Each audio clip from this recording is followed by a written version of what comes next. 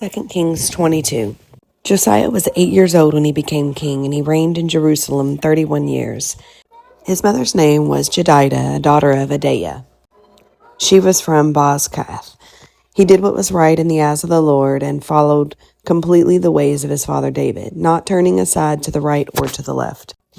In the 18th year of his reign, King Josiah sent the secretary, Shaphan, son of Azaliah, the son of Meshullam, to the temple of the Lord. He said, "Go up to Hilkiah the high priest, and have him get ready the money that has been brought into the temple of the Lord, which the doorkeepers have collected from the people.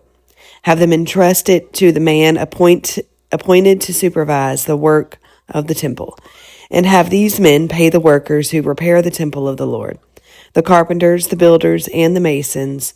Also have them purchase timber and dressed stone to repair the temple. But they need not account for the money entrusted to them, because they are honest in their dealings." Hilkiah the high priest said to Shaphan the secretary, "I have found the book of the law in the temple of the Lord." He gave it to Shaphan, who read it. Then Shaphan the secretary went to the king to report to him, "Your officials have paid out the money that was in the temple to the Lord, and have entrusted it to the workers and supervisors of the temple." Then Shaphan the secretary informed the king, "Hilkiah the priest has given me a book." And Shaphan read from it in the presence of the king. When the king heard the words of the book of the law, he tore his robes. He gave these orders to Hilkiah the priest, Ahikam the son of Shaphan, Achbor son of Micaiah, Shaphan the secretary, and Asaiah the king's attendant. "Go and inquire of the Lord for me and for the people, for all of Judah, about what is written in this book that has been found. Great is the Lord's anger that burns against us, because those who have gone before us have not obeyed the words of this book. They have not acted in accordance with all that is written there concerning us."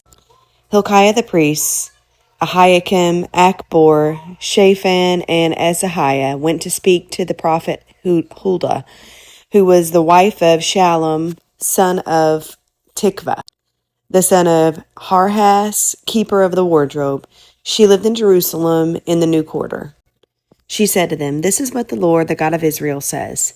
Tell the man who sent you to me, this is what the Lord says. I'm going to bring disaster on this place and its people, according to everything written in the book the king of Judah has read, because they have forsaken me and burned incense to other gods and aroused my anger by all the idols their hands have made.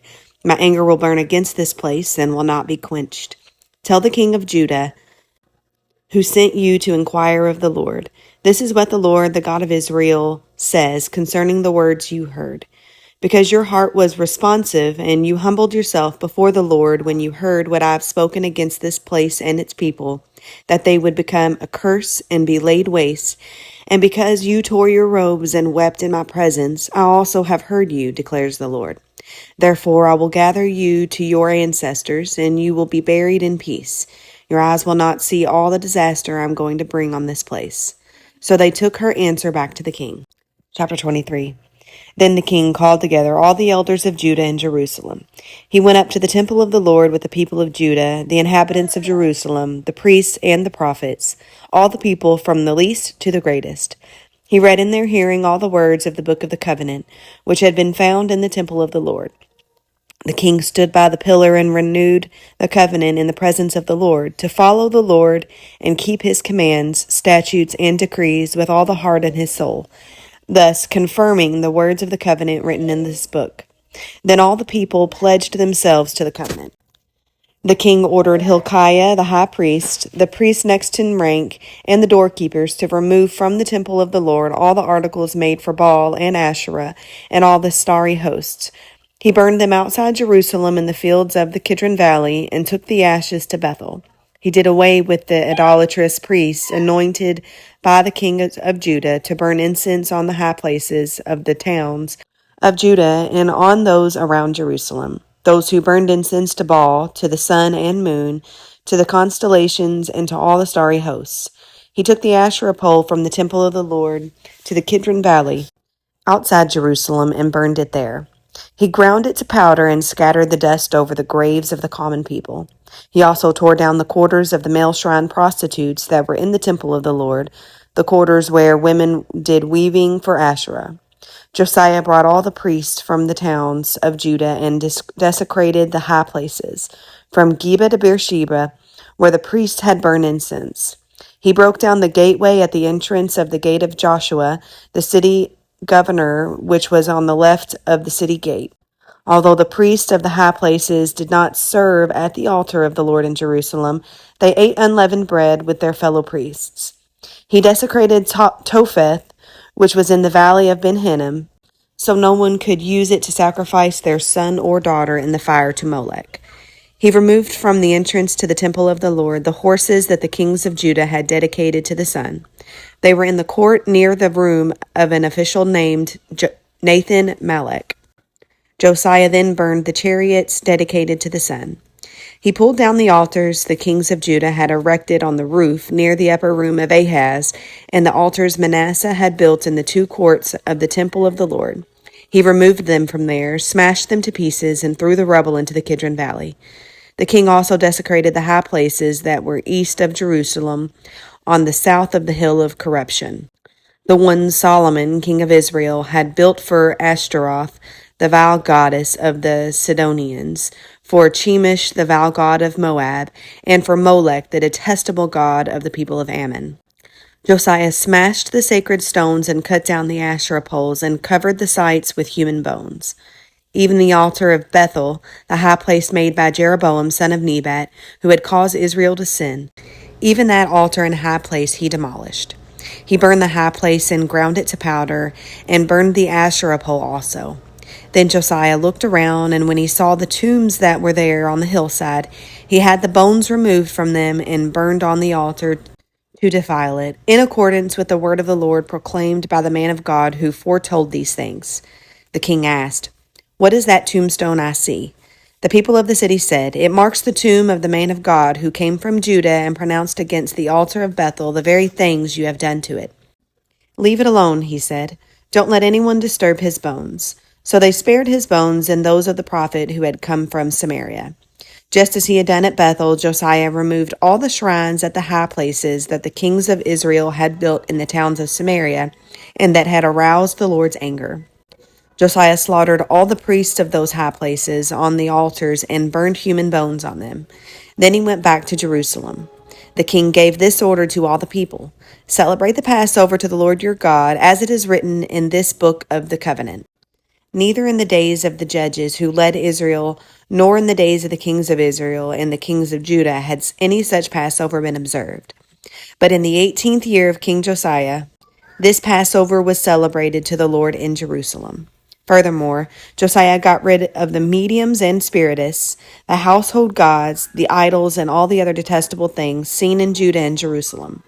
This he did to fulfill the requirements of the law written in the book that Hilkiah the priest had discovered in the temple of the Lord. Neither before nor after Josiah was there a king like him who turned to the Lord as he did, with all his heart and with all his soul and with all his strength, in accordance with all the laws of Moses. Nevertheless, the Lord did not turn away from the heat of his fierce anger, which burned against Judah because of all that Manasseh had done to arouse his anger. So the Lord said, "I will remove Judah also from my presence as I removed Israel, and I will reject Jerusalem, the city I chose, and this temple about which I said, my name shall be there." As for the other events of Josiah's reign and all he did, are they not written in the book of the annals of the kings of Judah? While Josiah was king, Pharaoh Necho, king of Egypt, went up to the Euphrates River to help the king of Assyria. King Josiah marched out to meet him in battle, but Necho faced him and killed him at Megiddo. Josiah's servants brought his body in a chariot from Megiddo to Jerusalem and buried him in his own tomb. And the people of the land took Jehoahaz, son of Josiah, and anointed him as king in place of his father. Jehoahaz was 23 years old when he became king, and he reigned in Jerusalem 3 months. His mother's name was Hamutal, daughter of Jeremiah. She was from Libnah. He did evil in the eyes of the Lord, just as his predecessors had done. Pharaoh Necho put him in chains at Riblah in the land of Hamath, so that he might not reign in Jerusalem. And he imposed on Judah a levy of 100 talents of silver and a talent of gold. Pharaoh Necho made Eliakim, son of Josiah, king in place of his father Josiah, and changed Eliakim's name to Jehoiakim. But he took Jehoahaz and carried him off to Egypt, and there he died. Jehoiakim paid Pharaoh Necho the silver and gold he demanded. In order to do so, he taxed the land and exacted the silver and gold from the people of the land according to their assessments. 2 Chronicles 34. Josiah was 8 years old when he became king, and he reigned in Jerusalem 31 years. He did what was right in the eyes of the Lord and followed the ways of his father David, not turning aside to the right or to the left. In the 8th year of his reign, while he was still young, he began to seek the God of his father David. In his 12th year, he began to purge Judah and Jerusalem of high places, Asherah poles, and idols. Under his direction, the altars of the Baals were torn down. He cut to pieces the incense altars that were above them, and smashed the Asherah poles and the idols. These he broke to pieces and scattered over the graves of those who had sacrificed to them. He burned the bones of the priests on their altars, and so he purged Judah and Jerusalem. In the towns of Manasseh, Ephraim, and Simeon, as far as Naphtali, and in the ruins around them, he tore down the altars and the Asherah poles and crushed the idols to powder, and cut to pieces all the incense altars throughout Israel. Then he went back to Jerusalem. In the 18th year of Josiah's reign, to purify the land and the temple, he sent Shaphan, son of Azaliah, and Messiah, the ruler of the city, with Joah, son of Jehoahaz, the recorder, to repair the temple of the Lord his God. They went to Hilkiah the high priest and gave him the money that had been brought into the temple of God, which the Levites, who were the gatekeepers, had collected from the people of Manasseh, Ephraim, and the entire remnant of Israel, and from all the people of Judah and Benjamin and the inhabitants of Jerusalem. Then they entrusted it to the men appointed to supervise the work on the Lord's temple. These men paid the workers who repaired and restored the temple. They also gave money to the carpenters and builders to purchase dressed stone and timber for joists and beams for the buildings that the kings of Judah had allowed to fall into ruin. The workers labored faithfully. Over them to direct them were Jahath and Obadiah, Levites descended from Merari, and Zechariah and Meshullam, descendants from Kohath. The Levites, all who were skilled in playing musical instruments, had charge of the laborers and supervised all the works from the job to job. Some of the Levites were secretaries, scribes, and gatekeepers. While they were bringing out the money that had been taken into the temple of the Lord, Hilkiah the priest found the book of the law of the Lord that had been given through Moses. Hilkiah said to Shaphan the secretary, "I have found the book of the law in the temple of the Lord." He gave it to Shaphan. Then Shaphan took the book to the king and reported to him, "Your officials are doing everything that has been committed to them. They have paid out the money that was in the temple of the Lord and have entrusted it to the supervisors and workers." Then Shaphan the secretary informed the king, "Hilkiah the priest has given me a book." And Shaphan read from it in the presence of the king. When the king heard the words of the law, he tore his robes. He gave these orders to Hilkiah, Ahikam, son of Shaphan, Abdon, son of Micah, Shaphan the secretary, and Asaiah the king's attendant. "Go and inquire of the Lord for me, for the remnant in Israel and Judah, about what is written in this book that has been found. Great is the Lord's anger that is poured out on us, because those who have gone before us have not kept the word of the Lord. They have not acted in accordance with all that is written in this book."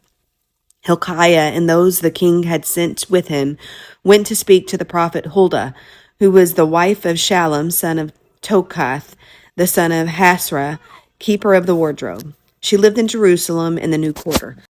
She said to them, "This is what the Lord, the God of Israel, says. Tell the man who sent you to me, this is what the Lord says. I am going to bring disaster on this place and its people. All the curses written in the book that has been read in the presence of the king of Judah, because they have forsaken me and burned incense to other gods and aroused my anger, because all that their hands have made. My anger will be poured out on this place and will not be quenched. Tell the king of Judah, who sent you to inquire of the Lord. This is what the Lord, the God of Israel, says concerning the words you heard. Because your heart was responsive, and you humbled yourself before God when you heard what he spoke against this place and its people, and because you humbled yourself before me and tore your robes and wept in my presence, I have heard you, declares the Lord. Now I will gather you to your ancestors, and you will be buried in peace. Your eyes will not see all the disaster I'm going to bring on the place and on those who live here." So they took her answer back to the king. Then the king called together all the elders of Judah and Jerusalem. He went up to the temple of the Lord with the people of Judah, the inhabitants of Jerusalem, the priests and the Levites, all the people from the least to the greatest. He read in the hearing all the words of the book of the covenant, which had been found in the temple of the Lord. The king stood by his pillar and renewed the covenant in the presence of the Lord, to follow the Lord and keep his commands, statutes, and decrees with all his heart and his soul, and to obey the words of the covenant written in this book. Then he had everyone in Jerusalem and Benjamin pledge themselves to it, for the people of Jerusalem did this in accordance with the covenant of God, the God of their ancestors. Josiah removed all the detestable idols from all the territory belonging to the Israelites, and he had all who were present in Israel serve the Lord their God. As long as he lived, they did not fail to follow the Lord, the God of their ancestors. Chapter 35. Josiah celebrated the Passover to the Lord in Jerusalem, and the Passover lamb was slaughtered on the 14th day of the first month. He anointed the priests to their duties and encouraged them in the service of the Lord's temple. He said to the Levites who instructed all Israel and who had been consecrated to the Lord, "Put the sacred ark in the temple that Solomon, son of David, king of Israel, built. It is not to be carried about on your shoulders. Now serve the Lord your God and his people Israel. Prepare yourselves by families in your divisions, according to the instruction written by David, king of Israel, and by his son Solomon. Stand in this holy place with the group of Levites for each subdivision of the families of your fellow Israelites, the lay people. Slaughter the Passover lambs, consecrate yourselves, and prepare the lambs for your fellow Israelites, doing what the Lord commanded through Moses." Josiah provided for all the lay people who were there a total of 30,000 lambs and goats for the Passover offerings, and also 3,000 cattle, all from the king's own possessions. His officials also contributed voluntarily to the people and the priests and Levites. Hilkiah, Zechariah, and Jehiel, the officials in charge of God's temple, gave the priests 2,600 Passover offerings and 300 cattle. Also Kenaniah, along with Shemuiah and Nethanel, his brothers, and Hashabiah, Jael, and Jozabad, the leaders of the Levites, provided 5,000 Passover offerings and 500 head of cattle for the Levites. The service was arranged and the priests stood in their place with the Levites in their divisions as the king had ordered. The Passover lambs were slaughtered, and the priests splashed against the altar the blood handed to them while the Levites skinned the animals. They set aside the burnt offerings to give them to the subdivisions of the families and of the people to offer to the Lord, as it is written in the book of Moses. They did the same with the cattle. They roasted the Passover animals over the fire as prescribed, and boiled the holy offerings in pots, cauldrons, and pans, and served them quickly to all the people. After this, they made preparations for themselves and for the priests, because the priests, the descendants of Aaron, were sacrificing the burnt offerings and the fat portions until nightfall. So the Levites made preparations for themselves and for the Aaronic priests. The musicians, the descendants of Asaph, were in the places prescribed by David: Asaph, Heman, and Jeduthun, the king's seer. The gatekeepers at each gate did not need to leave their posts because their fellow Levites made the preparations for them. So at that time the entire service of the Lord was carried out for the celebration of the Passover and the offering of burnt offerings on the altar of the Lord, as King Josiah had ordered. The Israelites who were present celebrated the Passover at that time and observed the festival of unleavened bread for 7 days. The Passover had not been observed like this in Israel since the days of the prophet Samuel. And none of the kings of Israel had ever celebrated such a Passover as did Josiah with the priests, the Levites, and all Judah and Israel who were there with the people of Jerusalem. This Passover was celebrated in the 18th year of Josiah's reign. After all this, when Josiah had set the temple in order, Necho, king of Egypt, went up to fight at Carchemish on the Euphrates, and Josiah marched out to meet him in battle. But Necho sent messengers to him, saying, "What quarrel is there, king of Judah, between you and me? It is not you I am attacking at this time, but the house with which I am at war. God has told me to hurry, so stop opposing God who is with me, or he will destroy you." Josiah, however, would not turn away from him, but disguised himself to engage him in battle. He would not listen to what Necho had said at God's command, but went to fight him on the plain of Megiddo. Archers shot King Josiah, and he told his officers, "Take me away, I am badly wounded." So they took him out to his chariot, put him in his other chariot, and brought him to Jerusalem, where he died. He was buried in the tombs of his ancestors, and all Judah and Jerusalem mourned for him. Jeremiah composed laments for Josiah, and to this day all the male and female singers commemorate Josiah in the laments. These became a tradition in Israel and are written in the laments. The other events of Josiah's reign and his acts of devotion in accordance with what is written in the law of the Lord, all the events from beginning to end, are written in the books of the kings of Israel and Judah.